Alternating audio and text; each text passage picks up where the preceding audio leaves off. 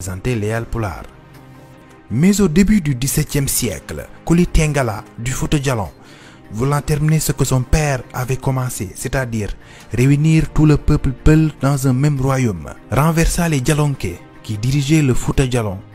Il descendit ensuite le fleuve Sénégal avec une armée composée de Peuls et d'une minorité de Malinké polarisés, en passant par le Bayar, le Gabou, les royaumes Serer, le Woli, le Niani, le Jolof, dans le but de réunir tous les tribus Peuls.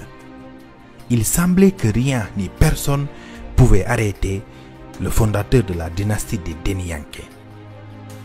Il renversa les Farba et se mit au trône du Fouta Toro, jadis Tekrour.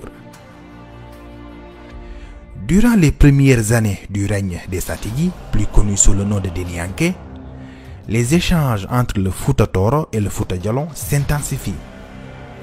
Des échanges à la fois économiques, intellectuels, mais surtout culturels. Les Deniyanké étaient de religion traditionnelle, et ceci, dans un royaume d'intellectuels et d'érudits de religion islamique, causait un grand problème. C'est pour cette raison qu'une première révolution eut lieu et menée par Daouda Malick Sy, un marabout du Fouta Toro, vers 1690. Après avoir subi un échec, il est contraint de fuir le Fouta Toro pour s'installer dans une région qu'il va lui-même appeler Bundu, une zone sous l'influence de la dynastie soninké des Bathily du Galam, mais aussi du royaume de Gabou.